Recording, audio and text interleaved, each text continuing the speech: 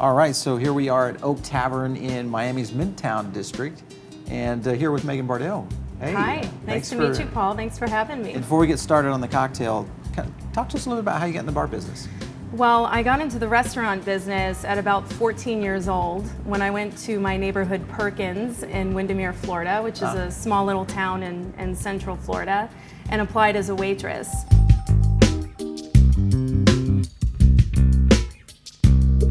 And the business has kind of been in my blood. I grew up literally 5 minutes away from Disney World. My father's been a waiter there for 40 years. Wow. So the business has been in my blood. Very cool. Yeah. Very cool. All right, well, let's break down our first cocktail here on Across the Bar. What better way to start from a kick-ass bartender with this cocktail? Absolutely. A Moria Margaux is really a rum old-fashioned. Okay. And the inspiration came from a bar in New York City in the East Village called Moria Margaux. And the owners also make Bitterman's Bitters. And the last time I was in New York, I happened to be there. And I just really loved the atmosphere. And I started playing with the idea of the name, and then a cocktail competition came up with Diplomatico, which is a Venezuelan rum. I was thinking of the flavor profiles of rum, my love of tea, and the tea you have in front of you is called Apricot Escape. It comes from Coconut Grove, where I live, just here in Miami. And so with the tea and the rum and the idea of the collector, it kind of led me, to this idea of a Moria Margaux. One of my favorite writers, Gabriel Garcia Marquez, who wrote about the coast of northern South America. And I thought about what would he drink when he's sitting out on the veranda thinking of his loves lost and whatnot. So that's how the drink came about.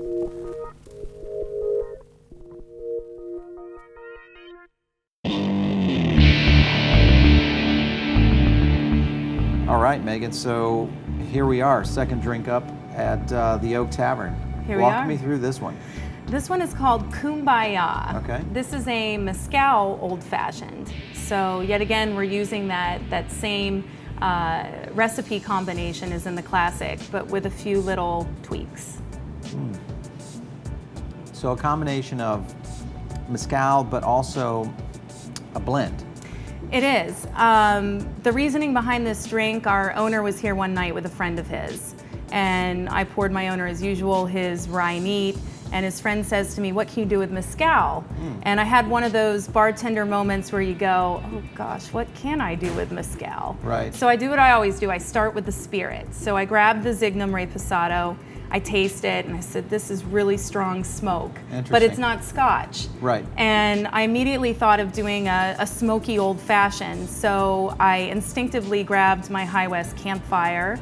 High West is a great distillery out in Park City, Utah, owned by a biochemist, and he has all of these crazy combinations and blends.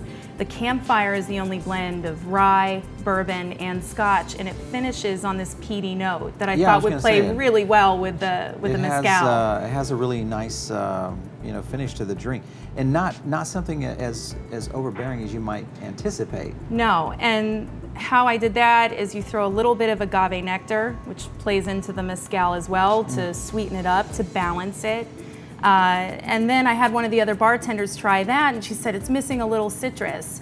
So we added the orange bitters at the end, and then for the garnish, the flamed orange peel to kind of tie it all together. Right, gives it a little bit of that smokiness back exactly. on the top of the drink nose as well. Yeah. I love it. This is a great drink. Great, thank you. Thanks so much for that one. You've got to have a great act for your third one here. What are you thinking about? We're moving on to probably my favorite cocktail that I've put together of all time. Okay, well, we got to get to that one. Great.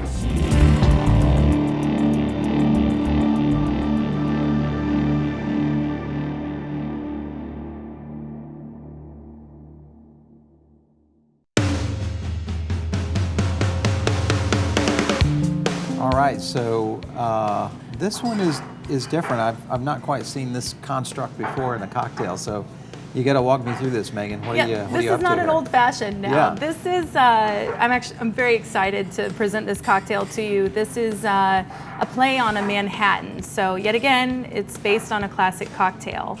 But the little riff is that I'm using Barenjager honey liqueur instead of your typical sweet vermouth. I like that, yeah. great blends, and the honey isn't. You would think with that it would kind of overpower the drink, but it's not. It's not overpowered at all. That's perfect. No, yeah, you would think so. I mean, especially since with Barenjager, a third of the bottle is organic honey from Mexico. The reason I created this drink, it's called Black Gold. There was a competition with Barenjager, a national cocktail competition, and a friend of mine had entered it, and she asked me if I was going to do something for it. And to be honest, I'd never even heard of Barenjager. So I ended up, going to the liquor store, and first and foremost, I fell in love with the bottle, which is horrible to say, since you shouldn't judge a book by its cover. But I tasted it, and I thought, what am I going to do with this? It's just pure honey. Yeah. So I started thinking about the competition. The finals were in New York City. That's kind of how I got the idea for the Manhattan riff. And that's when I turned to Michter's Rye. And I was also kind of thinking of that American pioneering spirit, how that would play into Barenjager, which literally from the German means bear hunter. They were using honey to lure the bears out of the caves. Right. And I thought about the American pioneers and looking for Black Gold, the Texas tea. And that's how this cocktail started to come together. It was missing something a little bitter, so I brought in the Suze, which ties into my own history of having lived in Paris, and the gentian liqueur goes in with the bitters in a typical Manhattan. And then finally, the Fee Brothers Whiskey Barrel Aged bitters to tie that back into the rye.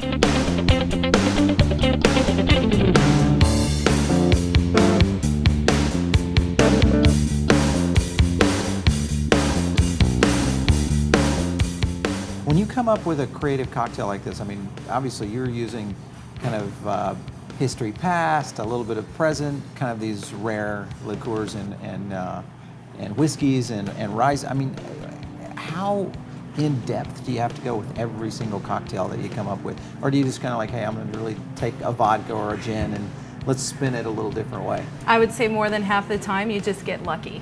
It's a lot of experimentation, it's a lot of trial and error, and believe me, I've had more failures than successes, right. And really this one, Black Gold, is my swan song. Right. We talked about being a Beatles girl with the 3 chords and the 3 ingredient old-fashioned cocktails. This one was pure luck. It was pure magic. It's more like the Rolling Stones and getting lucky and putting different combinations together. And this was a combination. It just works. Yeah, absolutely. It just works. Well, I have to say, that's a great one. A great top off for the show here on your third cocktail. So cheers to you. Thank you for having me. Yeah, absolutely.